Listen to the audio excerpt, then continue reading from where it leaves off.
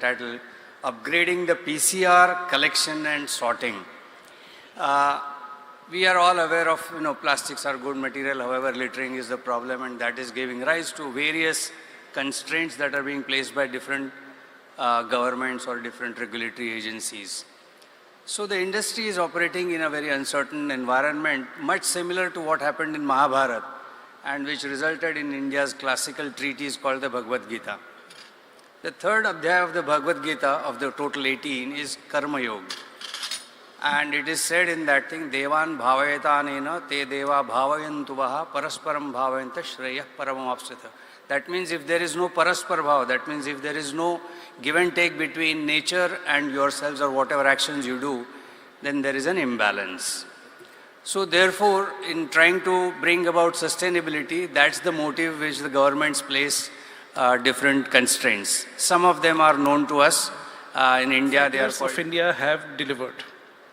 They have delivered consistently at scale, as well as at quality of the good rPET material. In fact, even polyolefins also, some recyclers have delivered that it is possible to bring scale of good quality material. So that leg is very much, I believe there is a vision how we can solve it. So, but where the recyclers are struggling, and please add if anything you guys want to add, recyclers are adding what they are getting at their gate as a feedstock. In my assessment, almost 17, if I talk about PET, 17 to 30% of the feedstock, when let's say if they are making bottle-to-bottle grade pellets, that has to be removed from the feedstock to make that good quality pellet. That feedstock, even removed feedstock, has value in, let's say, bottle-to-fiber application or the other applications. But for bottle-to-bottle application, that needs to be removed. That is happening because our collection ecosystem. So according to me, Dr. Saab, the biggest issue and the problem I would say is that the packaging is seen as a waste. Anything comes in packaging, the ultimate is the waste. By saying that, I mean that it's the end of the journey of that product. As a recycler, I feel that it should be the beginning of that product. The life cycle beginning of that product, So from the perspective of the brand owner, they want the aesthetic look, they want the, consumer satisfaction. From the point of view of the converters, they want to, maximize in their manufacturing process, they don't want any issue. And from the recycler point of view, we want, maximum value out of that product. What happens now is because of the lot of, mixing of the polymer. See the PCR, it is to be treated as it has to be designed for the recyclability. So we have to plan for the recycling, and we have to add certain additives which help in processing, in sorting, in detecting, and improving their quality. Because in recycling, the polymers get degraded and they lose their properties. So to enhance or to restore their properties, we have to add additives. So for that thing, we can add compatibilizers to mix the various polymers which are available as some impurities or a mixed polymers. So this compatibilizer can help them in homogenizing. Similarly, when this war happened and what happened when the recycled was vis-a-vis the virgin equations completely changed, is that there are so many alternate applications of the material today, of let's say the PET bottles today. It is today, if I'm not wrong, going into around 6 to 7 applications, and they are very, very huge volume applications in themselves. If you look at them in a single way, maybe the textile and the bottle are the biggest ones, but the others are also very considerable, consider the volume that they are in themselves, and they don't have any regulations for that matter. But ultimately, because of the the cost equation or the polymer equation, the materials ends up getting into those supply chains, and which creates a sort of a shortage for the primary usage which should have been.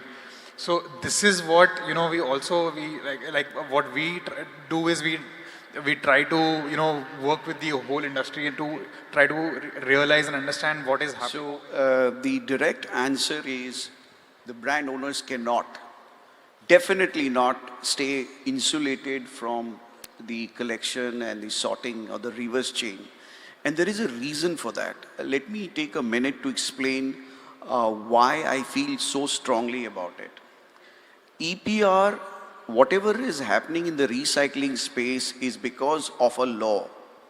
And the law draws its power from the concept of extended producer responsibility. Now, it's important for us to understand the economic value chain. The principle of EPR says that the polluter pays for the negative externality that the packaging is putting on the environment. So, there is a need to recycle. The solution is you recycle that material. Now, who's the polluter? Is it the producer? Is it the brand owner? No. The answer to Elite, who has given us the opportunity to come here and talk about something very important, which has been the talk of the entire 2-day sessions of PCR, circular economy, sustainability. But there are so many myths around it. I have been, walking around, attending sessions. There are so many myths and things which needs to be clear, which needs to be understood rightly, what government is asking for, what does it translate for the brand owners, producers, recyclers as well. So without further ado, let me directly delve into this particular session, wherein I'll try to make it very simple for you to understand what does these regulations of EPR, recycle content and reuse means, and what does it ask for you to do. So moving to the important thing. So this is a one-pager. Now before I start talking about it, one thing we need to understand, this is an over and above additional obligation on the producers, brand owners and importers, apart from the EPR target what they do today. So there are not just one, there are two. But before I start with the two, first thing we need to understand, we have been talking about PCR, we have been talking about recycled material. But the government regulation asks you to use minimum percentage of recycled content, and they have termed it as UREP, use of recycled plastic. They have not defined that it needs to be a PCR or a PIR. PCR and PIR are the source of waste to which it has been recycled to a quality material. But for Indian rules, plastic waste management regulation, it is UREP, not PCR alone. So if you ask me, you can see the percentages here, where in the category 1, which is rigid packaging, which has the highest percentage of recycled content, minimum use of recycled content as a mandate. Founder and CEO of Garg and Company, to come on the podium directly for the 10th amendment under PWM rules, which is important.